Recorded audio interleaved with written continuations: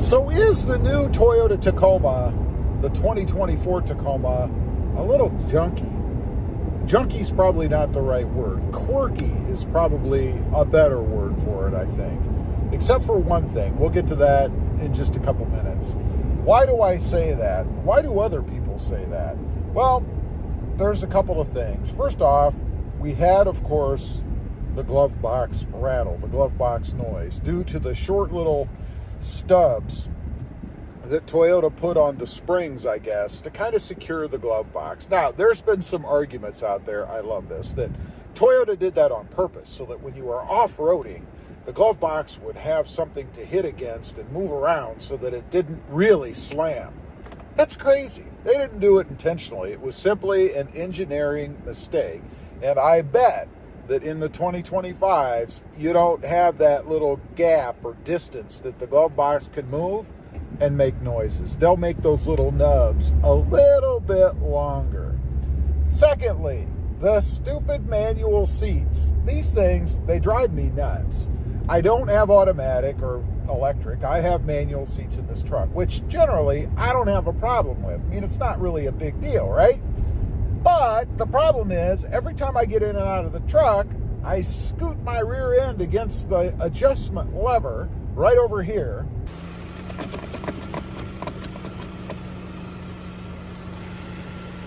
That moves that seat up and down. So I'm constantly lowering the seat. It'd be okay if maybe when you got in, your pants caught on it, pulled the lever up, so put it back where it was. But that's not what happens. Every time you get in and out, you scoot across that little bar over there and you lower the seat. The other day I got in and I felt that I was lower. Let's check right now. One. Okay, just one. So it must have been just getting in to do this trip. But the other day I was driving along and I felt lower in the truck, right? And I'm like, oh God, it's got to be that stupid lever. Sure enough, it must have been a while since I pumped it, right?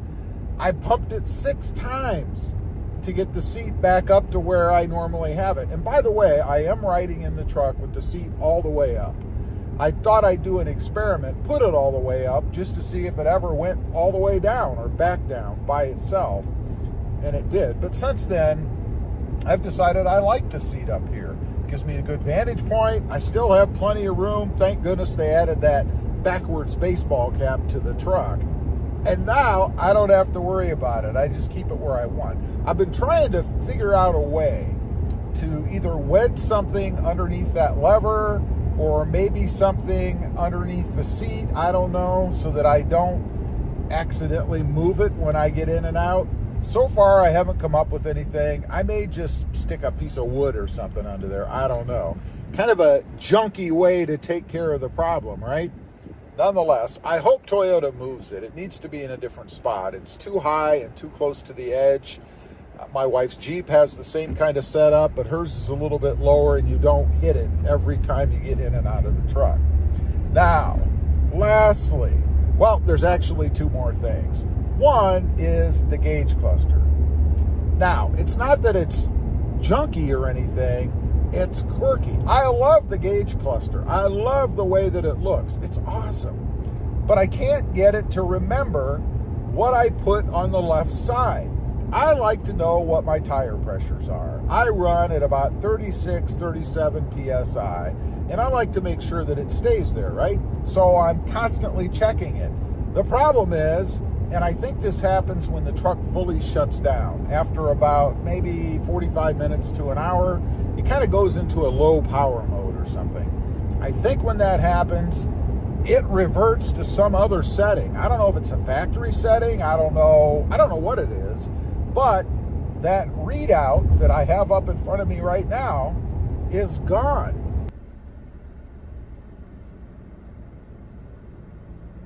I have to figure out how to get back to it. And you know how much you actually messing with the settings and the gauges, so you forget. So I'm driving down the road. You shouldn't do this when you're driving, by the way.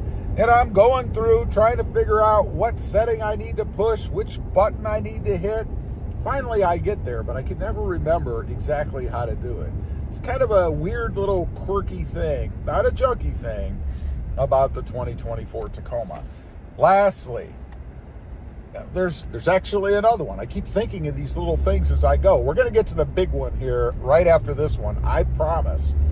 But the noise that it makes after you get back from a trip or something, I mean, just driving around, maybe running to the store, to work, whatever it is, the truck's sitting there, and every once in a while, it kind of makes it's not like a chirping, it's almost like a barking, like a small dog whimper sound. And it's pressure adjusting, or it's the brakes grabbing. I don't know what it is, the electronic brake. I tend to think it's maybe the pressure equalizing, the fuel pump kicks on and kind of blows off some of the gases or something. I don't know what it is, but it makes this weird barking noise every few minutes after you drive the truck. Now, I don't know if it does it continuously. I don't believe so, because I've never noticed it just walking out to the truck or having the truck sitting and not been driven. So I don't think it's something that happens, all the time. But definitely after you drive it, it is just very odd, a little quirk, right? And it doesn't sound good either. It, if it's going to do it, if it at least made some kind of cool noise or something, that would be interesting, better than a weird kind of whimper bark, whatever it is. Lastly, we got to talk about the engine. This is a 4-cylinder turbo engine, and I don't have any problems with that. I mean, it's got plenty of power, plenty of get up and go, decent fuel economy. I mean, it's not a hyper miler. I think I'm getting 17.5 miles per gallon, something like that. Better than any of my previous Toyota Tacomas. But the issue is the way it sounds.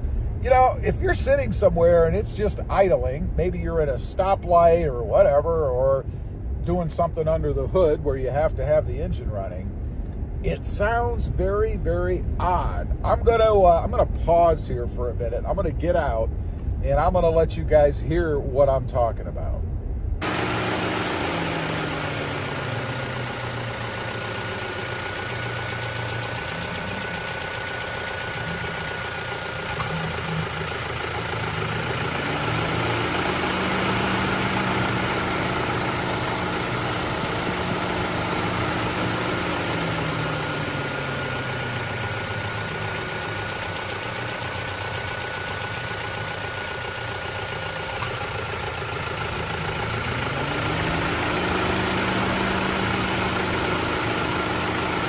So what do you think of that? It sounds really strange, doesn't it?